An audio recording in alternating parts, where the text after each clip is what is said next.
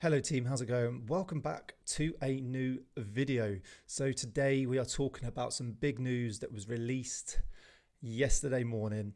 It is Rishi Sunak's pledge to bring back national service for 18-year-olds. Before we get into that, I just want to please ask you if you could like, share and subscribe to the channel. I hugely appreciate it. And just a quick shout out to some of our channel members and Patreon members, Trish, Ken and Navua over on Patreon. And then we've got Richard, Badass SWE, Cora, Ian, Kathy and Rhonda as new channel members. So thank you for subscribing, thank you for supporting, and if you'd like to support the channel, then you can click that join button or head over to Patreon and join for less than a price of a coffee per month. But let's get into it then. So as I said, Rishi Sunak wants to bring back national service for all 18-year-olds. Some people think it's absolutely bonkers, including apparently some ex-military chiefs. And then some people think it's a good idea. I'd be very interested to know what your thoughts and ideas are on this in the comment section. So please comment below whether you think it's a good idea, why you think it's a good idea, whether you think it's a bad idea, or whether you think it's a bad idea. So he's saying that basically, if you join, you will basically have two choices from what I can see. You will either have to do full-time employment for 12 months or 12 months of community service, 1 week and a month. I would definitely pick joining for 12 months. National service hasn't been in since 1963. But there are quite a few nations around the world that have actually brought it in and it does work. It's not like you have to do the minimum 4 years. All it is 12 months. And I am pretty conflicted on this. I have sort of two ideas, pros and cons to it all. Look, I think I'll be totally honest. We do live in a bit self-entitled, I want it all, I get what I want generation. Do I think a lot of them would massively struggle in the British Army or the military now if they got told to just be called up? I'm not fighting for the stupid government. Why don't you fight for your country? You know, train for your friends and family. At the end of the day, the world's in a very poor state again. We've entered a pre-war state. So don't think about the government, think about your friends and family. That's one of the reasons why I joined, you know. Okay, yeah, sort of the government do dictate what you do, but look at the world of Ukraine, Russian war, Israel, Gaza, Iran's in the mix, China and Taiwan, and possibly more. Like, it is in a sad state in a minute. So really think about that. Like I said, do I think a lot of 18-year-olds would struggle now? You know, people go, oh, I wouldn't be shouted at like that. I couldn't do that. Well, basically, you have no discipline. Get some discipline. But then I'm also on the point, yeah, will national service work? Do we want loads of people in the military that don't want to be in the military? Because are they really going to be putting their full 100% in because they don't want to be there? So it's going to be a massive struggle teaching them, instructing them. You're going to have a lot of unhappy 18-year-olds. And do you really want to work with people that don't want to be there? You've got a finance issue. The defence budget is already too small. Could we afford this massive increase in manpower, infrastructure, training, supplies, food, equipment? No, we couldn't on the budget we're on. So they'd have to massively increase the budget to fund this, which I don't see happening. Like, you would need a huge budget to fund this. But then I'm also on the point where national service could be, because there could be people out there on the fence of whether they want to join or don't really actually want to join, never thought about it. They might join and absolutely love it. And you might untap some potential there of some brilliant soldiers who could go on to do great things within the Para-Reg, Royal Marine Commandos. They might go on to Pathfinders, go on to SF and do a massive 22-year career. You know, sometimes you fall into something that you never even thought of and you thoroughly, thoroughly enjoy it. So you also have that. So it's a very tricky one. My mate Lee says most 18-year-olds now couldn't run a bath.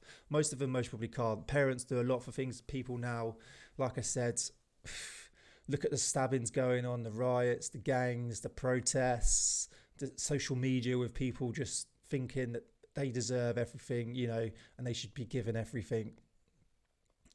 So it is a tricky one because of the world we live in with social media, the amount of free speech we have, the amount of free protesting we have. But I also think the UK, with the size of its armed forces, we cannot do anything without any massive support from our allies, such as definitely America, Germany, France, just the whole of NATO.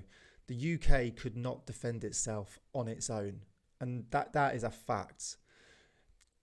Melvin Downs, ex-SF Sergeant Major, SAS, said it brilliant on a podcast. What we're down to around 72,000 regular personnel in the British Army. But that is a mix of all trades: signals, medics, chefs, clerks, artillery, armoured cavalry, engineers, including all your top officers, all the way down to your privates. And then there's only a small chunk of that 70 to 72,000 of what we are actually infantry fighting troops. You could chuck in armoured cavalry, you could chuck in a few artillery sort of fire support teams who would go in with the infantry. But that 72,000 comes to a very small, under 10,000, I reckon, infantry fighting troops. So if you go into a mass war, you go into an area, you can only cover a small area because you've got to have rotations.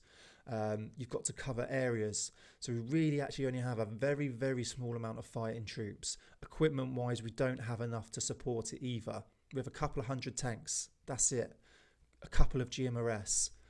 A couple of hundred artillery pieces. We don't have it. So I think boosting those numbers is what we need to do. Retention is down. Recruitment is down. Whatever they're doing isn't working. I think they need to change that, get rid of capita, recruitment back over to the military, bring back better incentives, change the pension, go back to the old 05 or 75 pension. Accommodation is actually pretty good. Increase the pay a little bit more, try and keep it in line with inflation. But it's a tricky one, isn't it? What do you do when numbers are so low? But we then also live in a world where social media is massive. There's a lot of stories going out there. The news don't help.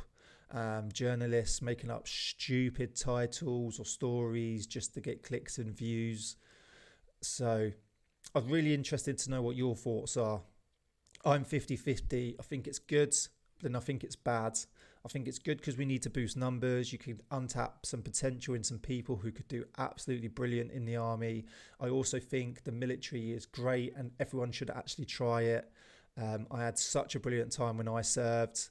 Even if you only do 4 years, you get to travel the world, you get to experience some stuff. Something, it might not actually kick off. We might be really good and we might not enter a war. But you actually, I promise you, you'll do 4 years in the army, okay, and you'll actually thoroughly enjoy it. Right, just go around shooting things, blowing stuff up, traveling the world. Like the amount of different countries you get to go to, like you get to do adventure training, you learn new skills. Experience you get is absolutely brilliant. But then I also think that a lot of people in the army, I remember when I was in the army, I didn't want to work with people who didn't want to be there. Right, and if you get a lot of people to sign up who really don't want to be there, you're going to enter a lot of sort of bad energy into the army, and sometimes that can catch. A lot of people start moaning, saying things, and it sort of catches on, and it brings the morale down in units and within the military in total. I think Rishi Sunak's pretty bold saying this just before election, because there is a lot of people against it. So I think pretty bold saying this just before election. But I think if he is going to do it, you need to come up with a good plan. You need to increase the budget. You need to look at the infrastructure in the UK. Do we have the infrastructure to train these? Do we have the kit and equipment? Do we have the personnel? Most probably not. But then look at the way, I think it's Sweden, isn't it? And Switzerland. They have their sort of national service. You just do 12 months and you have a whole group of people who are professionally trained to a decent-ish standards and can protect the country from domestic and foreign enemies, which I think in the state of the world at the minute is what we need. So I would actually push for national service. I think we do not have the numbers to protect ourselves. So I think they need to come up with a way of doing some form of national service. I don't think you're going to get all 18-year-olds through. I think there's too many of them, and we don't have the budget and the infrastructure to do it. But I think you need to come up with a way of getting numbers in, and this is possibly one way of doing it. Do I think we'd massively struggle when they get in? Yeah, like I said, we have a lot of self-entitled, I deserve it all, give me respect, give me everything I want sort of generation. But then I think you also can untap a lot of potential in some people who could do really good, who could do some great things in the military and could be very good soldiers and are either on the fence of joining or never even thought about it. What they do need to look at, though, to get numbers back is you could look at all the people you have sort of turned down to stupid medical issues like Capita do, people with mental health issues when they're a child, a silly knee injury when they're a child. Like Capita could easily boost recruitment numbers if they stop turning people away for sort of stupid medical reasons.